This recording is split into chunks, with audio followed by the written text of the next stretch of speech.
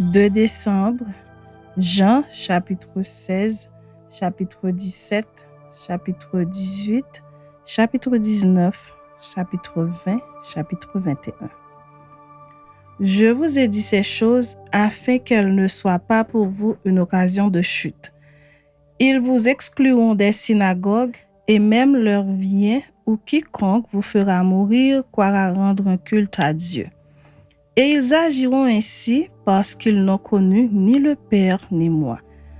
Je vous ai dit ces choses afin que lorsque l'heure sera venue, vous vous souveniez que je vous les ai dites. Je ne vous en ai pas parlé dès le commencement parce que j'étais avec vous. Maintenant, je m'en vais vers celui qui m'a envoyé et aucun de vous ne me demande « Où vas-tu » Mais parce que je vous ai dit ces choses, la tristesse a rempli votre cœur. Cependant, je vous dis la vérité. Il vous est avantageux que je m'en aille, car si je ne m'en vais pas, le Consolateur ne viendra pas vers vous. Mais si je m'en vais, je vous l'enverrai. Et quand il sera venu, il convaincra le monde en ce qui concerne le péché, la justice et le jugement. En ce qui concerne le péché, parce qu'il ne croit pas en moi. La justice, parce que je vais au Père et que vous ne me verrez plus. Le jugement, parce que le prince de ce monde est jugé. J'ai encore beaucoup de choses à vous dire, mais vous ne pouvez pas les porter maintenant. Quand le Consolateur sera venu, l'Esprit de vérité, il vous conduira dans toute la vérité, car il ne parlera pas de lui-même, mais il dira tout ce qu'il aura entendu et il vous annoncera les choses à venir. Il me glorifiera parce qu'il prendra de ce qui est à moi et vous l'annoncera. Tout ce que le Père a est à moi. C'est pourquoi j'ai dit qu'il prend de ce qui est à moi et qu'il vous l'annoncera. Encore un peu de temps et vous ne me verrez plus. Et puis encore un peu de temps et vous me verrez parce que je vais au Père. Là-dessus, quelques-uns de ses disciples dirent entre eux, « Que signifie ce qu'il nous dit? Encore un peu de temps et vous ne me verrez plus. Et puis encore un peu de temps et vous me verrez. Et parce que je vais au Père, il disait donc, que signifie ce qu'il dit? Encore un peu de temps. Nous ne savons de quoi il parle. Jésus, connu qu'il voulait l'interroger, leur dit, vous vous questionnez les uns les autres sur ce que j'ai dit, encore un peu de temps et vous ne me verrez plus, et puis encore un peu de temps et vous me verrez. En vérité, je vous le dis, vous pleurerez et vous vous lamenterez et le monde se réjouira. Vous serez dans la tristesse, mais votre tristesse se changera en joie. La femme, lorsqu'elle enfante, éprouve de la tristesse parce que son heure est venue. Mais lorsqu'elle a donné le jour à l'enfant, elle ne se souvient plus de la souffrance à cause de la joie qu'elle a de ce qu'un homme est né dans le monde. Vous donc aussi, vous êtes maintenant dans la tristesse. Mais je vous reverrai et votre cœur se réjouira, et nul ne vous ravira votre joie. En ce jour-là, vous ne m'interrogerez plus sur rien. En vérité, je vous le dis, ce que vous demanderez au Père, il vous le donnera en mon nom. Jusqu'à présent, vous n'avez rien demandé en mon nom. Demandez et vous recevrez afin que votre joie soit parfaite. Je vous ai dit ces choses en parabole. L'heure vient où je ne vous parlerai plus en parabole, mais où je vous parlerai ouvertement du Père. En ce jour, vous demanderez en mon nom, et je vous ne dis pas que je prierai le Père pour vous, car le Père lui-même vous aime parce que vous m'avez aimé, et que vous avez cru que je suis sorti de Dieu. Je suis sorti du Père et je suis venu dans le monde. Maintenant, je quitte le monde et je vais au Père. Ses disciples lui dirent, « Voici maintenant tu parles ouvertement et tu n'emploies aucune parabole. Maintenant, nous savons que tu sais toutes choses et que tu n'as pas besoin que personne t'interroge. C'est pourquoi nous croyons que tu es sorti de Dieu. » Jésus leur répondit, « Vous croyez maintenant. Voici l'heure vient et elle est déjà venue où vous serez dispersés chacun de son côté et où vous me laisserez seul. Mais je ne suis pas seul car le Père est avec moi. Je vous ai dit ces choses afin que vous ayez la paix en moi. Vous aurez des tribulations dans le monde, mais prenez courage, j'ai vaincu le monde. Chapitre 17. Après avoir ainsi parlé, Jésus leva les yeux au ciel et dit, « Père, l'heure est venue. Glorifie ton Fils afin que ton Fils te glorifie, selon que tu lui as donné pouvoir sur toute chair, afin qu'il accorde la vie éternelle à tous ceux que tu lui as donnés. Or, la vie éternelle, c'est qu'ils te connaissent, toi le seul vrai Dieu, et celui que tu as envoyé, Jésus-Christ. Je t'ai glorifié sur la terre, j'ai achevé l'œuvre que tu m'as donnée à faire. Et maintenant, toi, Père, glorifie-moi auprès de toi-même de la gloire que j'avais auprès de toi avant que le monde fût. J'ai fait connaître ton nom aux hommes que tu m'as donnés du milieu du monde. Ils étaient à toi et tu me les as donnés. Ils ont gardé ta parole. Maintenant, ils ont connu que tout ce que tu m'as donné vient de toi, car je leur ai donné les paroles que tu m'as données, et ils les ont reçues, et ils ont vraiment connu que je suis sorti de toi, et ils ont cru que tu m'as envoyé. C'est pour eux que je prie. Je ne prie pas pour le monde, mais pour ceux que tu m'as donnés, parce qu'ils sont à toi. Et tout ce qui est à moi est à toi, et ce qui est à toi est à moi, et je suis glorifié en eux.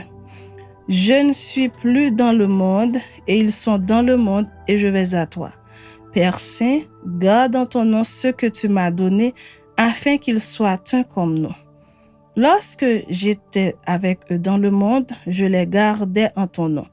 J'ai gardé ce que tu m'as donné, et aucun d'eux ne s'est perdu, sinon le fils de perdition, afin que l'écriture fût accomplie.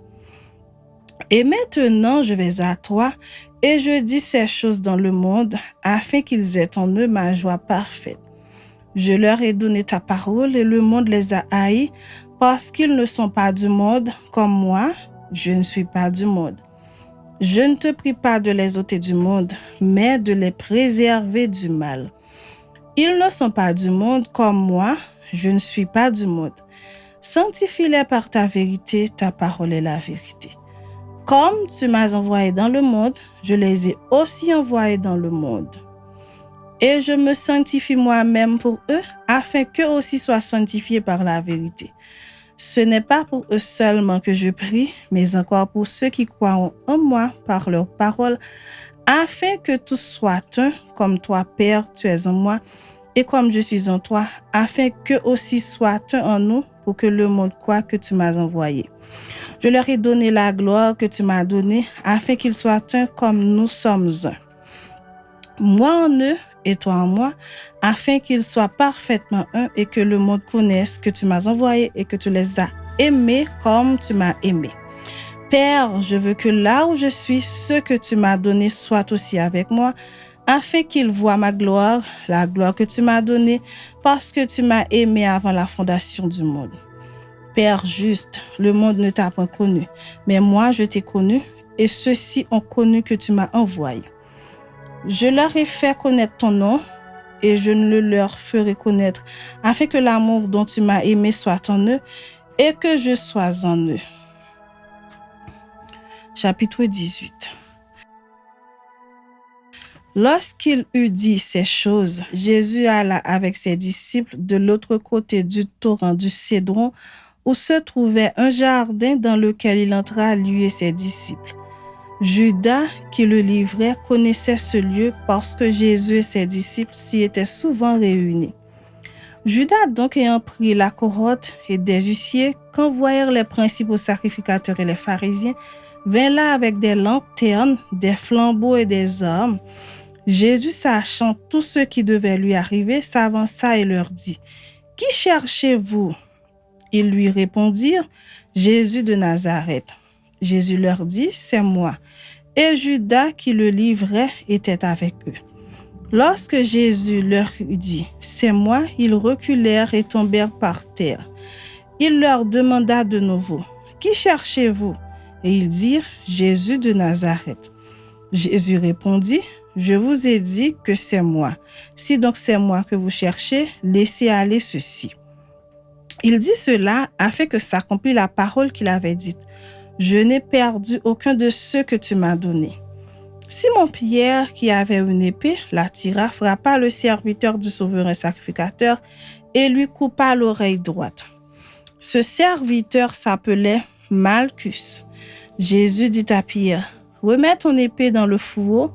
Ne boirai-je pas la coupe que le Père m'a donnée à boire ?» La corote, le tribun et les huissiers des Juifs se saisirent alors de Jésus et le lièrent. Ils l'emmenèrent d'abord chez Anne, car il était le beau-père de Caïphe qui était souverain sacrificateur cette année-là. Et Caïphe était celui qui avait donné ce conseil aux Juifs. Il est avantageux qu'un seul homme meure pour le peuple. Simon-Pierre, avec un autre disciple, suivait Jésus. Ce disciple était connu du souverain sacrificateur et il entra avec Jésus dans la cour du souverain sacrificateur. Mais Pierre resta dehors près de la porte. L'autre disciple, qui était connu du souverain sacrificateur, sortit, parla à la portière et fit entrer Pierre. Alors la servante, la portière, dit à Pierre, « Toi aussi, n'es-tu pas des disciples de cet homme ?» Il dit, « Je n'en suis point. » Les serviteurs et les huissiers qui étaient là avaient allumé un brasier, car il faisait froid et ils se chauffaient. Pierre se tenait avec eux et se chauffait. Le souverain sacrificateur interrogea Jésus sur ses disciples et sur sa doctrine. Jésus lui répondit, « J'ai parlé ouvertement au monde, j'ai toujours enseigné dans la synagogue et dans le temple où tous les Juifs s'assemblent, et je n'ai rien dit en secret. Pourquoi m'interroges-tu? Interroge sur ce que je leur ai dit ceux qui m'ont entendu.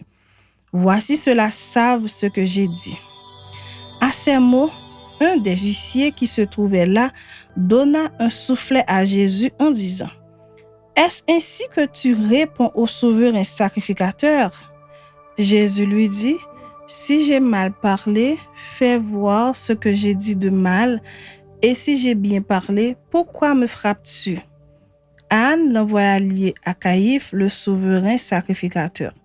Simon-Pierre était là et se chauffait.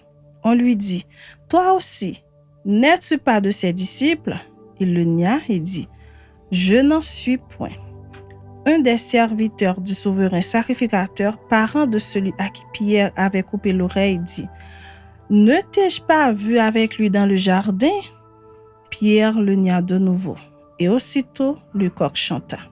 Ils conduisirent Jésus de chez Caïphe au prétoire. C'était le matin. Ils n'entrèrent point eux-mêmes dans le prétoire afin de ne pas se souiller et de pouvoir manger la Pâque. Pilate sortit donc pour aller à eux et il dit, « Quelle accusation portez-vous contre cet homme? » Ils lui répondirent, « Si ce n'est pas un malfaiteur, nous ne te l'aurions pas livré. » Sur quoi Pilate leur dit, « Prenez-le vous-même et jugez-le selon votre loi. » Les Juifs lui dirent, « Il ne nous est pas permis de mettre personne à mort. » C'était afin que s'accomplisse la parole que Jésus avait dite lorsqu'il indiqua de quelle mort il devait mourir. Pilate rentra dans le prétoire, appela Jésus et lui dit, « Es-tu le roi des Juifs? » Jésus répondit, « Est-ce de toi-même que tu dis cela ou d'autres te l'ont-ils dit de moi? » Pilate répondit, « Moi, suis-je juif? Ta nation et les principaux sacrificateurs t'ont livré à moi. Qu'as-tu fait? » « Mon royaume n'est pas de ce monde, » répondit Jésus. « Si mon royaume était de ce monde, mes serviteurs auraient combattu pour moi afin que je ne fusse pas livré aux Juifs. Mais maintenant, mon royaume n'est point ici-bas. » Pilate lui dit, « Tu es donc roi? » Jésus répondit, « Tu le dis, je suis roi. Je suis né et je suis venu dans le monde pour un témoignage à la vérité.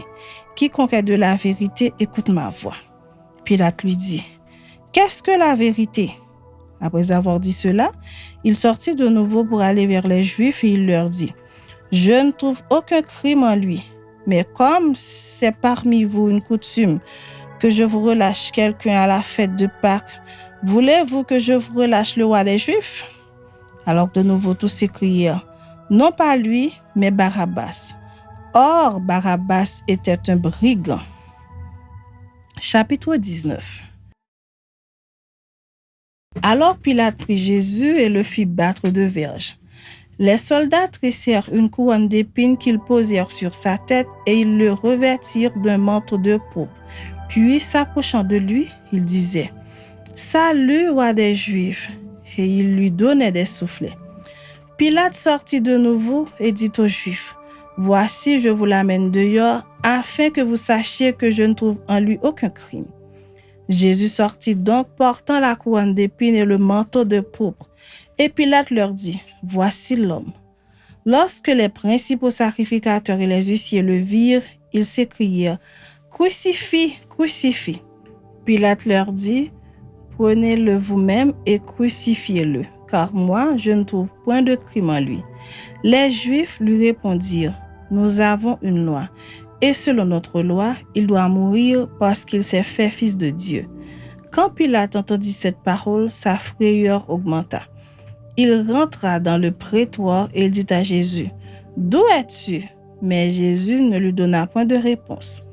Pilate lui dit, « Est-ce à moi que tu ne parles pas? Ne sais-tu pas que j'ai le pouvoir de te crucifier et que j'ai le pouvoir de te relâcher? » Jésus répondit, « Tu n'aurais sur moi aucun pouvoir s'il ne t'avait été donné d'en haut. C'est pourquoi celui qui me livre à toi commet un plus grand péché. » Dès ce moment, Pilate cherchait à le relâcher. Mais les Juifs criaient, « Si tu le relâches, tu n'es pas ami de César. Quiconque se fait roi se déclare contre César. » Pilate, ayant entendu ces paroles, amena Jésus dehors, et il s'assit sur le tribunal, au lieu appelé le pavé, et en hébreu, Gabata. C'était la préparation de la Pâque, et environ la 6e heure, Pilate dit aux Juifs, « Voici votre roi. » Mais ils s'écrièrent, « Ôte, ôte, crucifie-le. » Pilate leur dit, « Crucifierai-je votre roi? » Les principaux sacrificateurs répondirent, « Nous n'avons de roi que César. » Alors il le leur livra pour être crucifié. Ils prirent donc Jésus et l'emmenèrent. Jésus, portant sa croix, arriva au lieu du crâne qui se nomme en hébreu Golgotha. C'est là qu'il fut crucifié et 2 autres avec lui, un de chaque côté et Jésus au milieu. Pilate fit une inscription qu'il plaça sur la croix et qui était ainsi conçue, « Jésus de Nazareth, roi des Juifs. » Beaucoup de Juifs lurent cette inscription parce que le lieu où Jésus fut crucifié était près de la ville. Elle était en hébreu, en grec et en latin. Les principaux sacrificateurs des Juifs dirent à Pilate, « N'écris pas roi des Juifs, mais écris qu'il a dit, « Je suis roi des Juifs. » Pilate répondit, « Ce que j'ai écrit, je l'ai écrit. » Les soldats, après avoir crucifié Jésus, prirent ses vêtements et ils en firent 4 parts, une part pour chaque soldat. Ils prirent aussi sa tunique qui était sans couture, d'un seul tissu depuis le haut jusqu'en bas. Et ils dirent entre eux, « Ne la déchirons pas, mais tirons au sort à qui elle sera. » Cela arriva afin que s'accomplisse cette parole de l'Écriture. Ils se sont partagés mes vêtements et ils ont tiré au sort ma tunique. Voilà ce que firent les soldats. Près de la croix de Jésus se tenaient sa mère et la sœur de sa mère, Marie, femme de Clopas, et Marie de Magdala. Jésus, voyant sa mère et auprès d'elle le disciple qu'il aimait, dit à sa mère, « Femme, voilà ton fils. » Puis il dit au disciple, « Voilà ta mère. » Et dès ce moment, le disciple l'a pris chez lui. Après cela, Jésus, qui savait que tout était déjà consommé, dit, afin que l'écriture fût accomplie, « J'ai soif. » Il y avait là un vase plein de vinaigre. Les soldats en remplirent une éponge et l'ayant fixée à une branche d'hysope, ils l'approchèrent de sa bouche. Quand Jésus eut pris le vinaigre, il dit, « Tout est accompli. » Et baissant la tête, il remplit l'esprit. Dans la crainte que les corps ne restassent sur la croix pendant le sabbat, car c'était la préparation et ce jour de sabbat était un grand jour. les Juifs demandèrent à Pilate qu'on rompît les jambes aux crucifiés et qu'on les enlevât. Les soldats vinrent donc et ils rompirent les jambes au premier, puis à l'autre qui avait été crucifié avec lui. S'étant approchés de Jésus et le voyant déjà mort, ils ne lui rompirent pas les jambes. Mais un des soldats lui perça le côté avec une lance, et aussitôt il sortit du sang et de l'eau. Celui qui l'a vu en a rendu témoignage, et son témoignage est vrai. Et il sait qu'il dit vrai, afin que vous croyiez aussi. Ces choses sont arrivées afin que l'écriture fût accomplie. Aucun de ces os ne sera brisé. Et ailleurs, l'écriture dit encore, ils verront celui qu'ils ont percé. Après cela, Joseph d'Arimathée, qui était disciple de Jésus, mais en secret par crainte des Juifs, demanda à Pilate la permission de prendre le corps de Jésus. Et Pilate le permit. Il vint donc et prit le corps de Jésus. Nicodème, qui auparavant était allé de nuit vers Jésus, vint aussi, apportant un mélange d'environ 100 livres de myrrhe et d'aloès. Ils prirent donc le corps de Jésus et l'enveloppèrent de bandes avec les aromates, comme c'est la coutume d'ensevelir chez les Juifs. Or, il y avait un jardin dans le lieu où Jésus avait été crucifié, et dans le jardin, un sépulcre neuf où personne encore n'avait été mis. Ce fut là qu'ils déposèrent Jésus à cause de la préparation des Juifs, parce que le sépulcre était proche. Chapitre 20. Le premier jour de la semaine, Marie de Magdala se rendit au sépulcre dès le matin, comme il faisait encore obscur. Et elle vit que la pierre était ôtée du sépulcre. Elle courut vers Simon-Pierre et vers l'autre disciple que Jésus aimait et leur dit, « Ils ont enlevé du sépulcre le Seigneur et nous ne savons où ils l'ont mis. » Pierre et l'autre disciple sortirent et allèrent au sépulcre. Ils couraient tous deux ensemble, mais l'autre disciple courut plus vite que Pierre et arriva le premier au sépulcre. S'étant baissé, il vit les bandes qui étaient à terre, cependant il n'entra pas. Simon-Pierre, qui le suivait, arriva et entra dans le sépulcre. Il vit les bandes qui étaient à terre et le linge qu'on avait mis sur la tête de Jésus, non pas avec les bandes, mais plié dans un lieu à part. Alors l'autre disciple, qui était arrivé le premier au sépulcre, entra aussi, et il vit et il crut. Car il ne comprenait pas encore que selon l'Écriture, Jésus devait ressusciter des morts. Et les disciples s'en retournèrent chez eux. Cependant, Marie se tenait dehors près du sépulcre et pleurait. Comme elle pleurait, elle se baissa pour regarder dans le sépulcre. Et elle vit deux anges vêtus de blanc assis à la place où avait été couché le corps de Jésus, l'un à la tête, l'autre aux pieds. Ils lui dirent, « Femme, pourquoi pleures-tu » Elle leur répondit, « Parce qu'ils ont enlevé mon Seigneur et je ne sais où ils l'ont mis. » En disant cela, elle se retourna et elle vit Jésus debout, mais elle ne savait pas que c'était Jésus. Jésus lui dit, « Femme, pourquoi pleures-tu? Qui cherches-tu » Elle, pensant que c'était le jardinier, lui dit, « Seigneur, si c'est toi qui l'as emporté, dis-moi où tu l'as mis et je le prendrai. » Jésus lui dit, « Marie. » Elle se retourna et lui dit en hébreu, « Rabouni », c'est-à-dire « maître ». Jésus lui dit, « Ne me touche pas, car je ne suis pas encore monté vers mon Père. Mais va trouver mes frères et dis-leur que je monte vers mon Père et votre Père, vers mon Dieu et votre Dieu. » Marie de Magdala alla annoncer aux disciples qu'elle avait vu le Seigneur et qu'il lui avait dit ces choses. Le soir de ce jour, qui était le premier de la semaine, les portes du lieu où se trouvaient les disciples étant fermées à cause de la crainte qu'ils avaient des Juifs, Jésus vint se présenter au milieu d'eux et leur dit, « La paix soit avec vous. » Et quand il eut dit cela, il leur montra ses mains et son côté. Les disciples furent dans la joie en voyant le Seigneur. Jésus leur dit de nouveau, « La paix soit avec vous. Comme le Père m'a envoyé, moi aussi je vous envoie. » Après ces paroles, il souffla sur eux et leur dit, « Recevez le Saint-Esprit. Ceux à qui vous pardonnerez les péchés, ils leur seront pardonnés. Et ceux à qui vous les retiendrez, ils leur seront retenus. Thomas, appelé Didyme, l'un des 12, n'était pas avec eux lorsque Jésus vint. Les autres disciples lui dirent donc: « Nous avons vu le Seigneur. » Mais il leur dit: « Si je ne vois dans ses mains la marque des clous, et si je ne mets mon doigt dans la marque des clous, et si je ne mets ma main dans son côté, je ne croirai point. » 8 jours après, les disciples de Jésus étaient de nouveau dans la maison et Thomas se trouvait avec eux.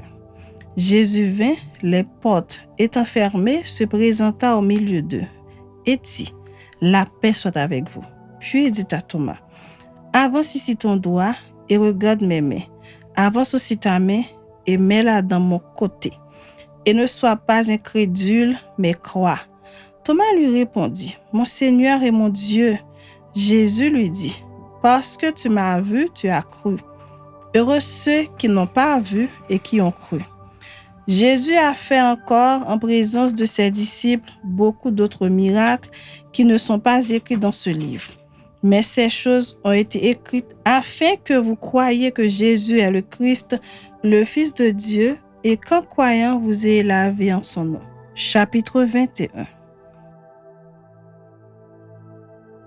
Après cela, Jésus se montra encore aux disciples sur les bords de la mer de Tibériade.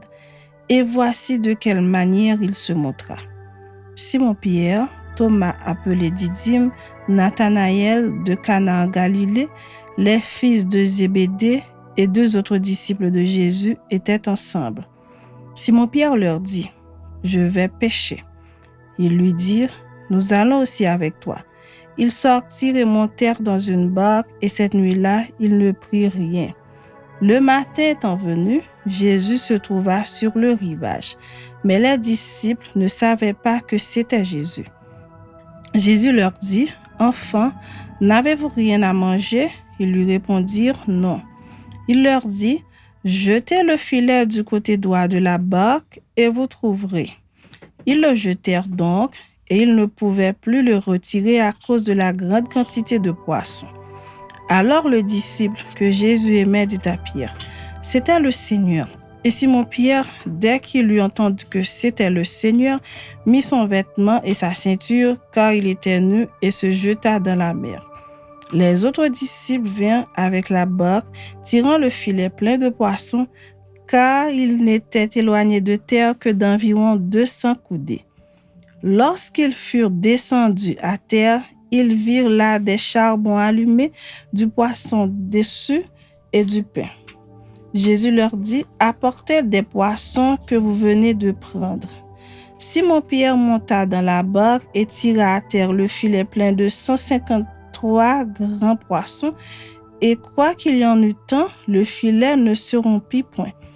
Jésus leur dit: « Venez, mangez. » Et aucun des disciples n'osait lui demander: « Qui es-tu? » sachant que c'était le Seigneur.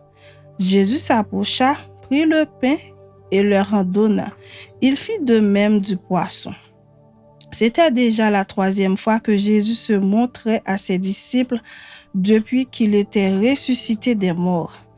Après qu'ils eurent mangé, Jésus dit à Simon-Pierre: « Simon, fils de Jonas, m'aimes-tu plus que ne m'aiment ceux-ci? » Il lui répondit: « Oui, Seigneur, tu sais que je t'aime. » Jésus lui dit: « Paie mes agneaux. » Il lui dit une seconde fois: « Simon, fils de Jonas, m'aimes-tu? » Pierre lui répondit: « Oui, Seigneur, tu sais que je t'aime. » Jésus lui dit: « Paie mes agneaux. » Il lui dit pour la 3e fois: « Simon, fils de Jonas, m'aimes-tu? » Pierre fut attristé de ce qu'il lui avait dit pour la 3e fois: « M'aimes-tu? » Il lui répondit: « Seigneur, tu sais toutes choses, tu sais que je t'aime. » Jésus lui dit: « Paie mes brebis. En vérité, je te le dis, quand tu étais plus jeune, tu ne te saignais toi-même, et tu allais où tu voulais. Mais quand tu seras vieux, tu étendras tes mains, et un autre te ceindra et te mènera où tu ne voudras pas. » Il dit cela pour indiquer par quelle mort Pierre glorifierait Dieu, et ayant ainsi parlé, il lui dit: « Suis-moi. » Pierre s'étant retourné, vit venir après eux le disciple que Jésus aimait, celui qui, pendant le souper, s'était penché sur la poitrine de Jésus et avait dit, « Seigneur, qui est celui-ci qui te livre ?» En le voyant, Pierre dit à Jésus, « Et celui-ci, Seigneur, que lui arrivera-t-il » Jésus lui dit, « Si je veux qu'il demeure jusqu'à ce que je vienne, que t'importe? Toi, suis-moi. » Là-dessus, le but courut parmi les frères que ce disciple ne mourrait point. Cependant, Jésus n'avait pas dit à Pierre qu'il ne mourrait point. Mais si je veux qu'il demeure jusqu'à ce que je vienne, que t'importe? C'est ce disciple qui rend témoignage de ces choses et qui les a écrites. Et nous savons que son témoignage est vrai. Jésus a fait encore beaucoup d'autres choses. Si on les écrivait en détail, je ne pense pas que le monde même pût contenir les livres qu'on écrirait.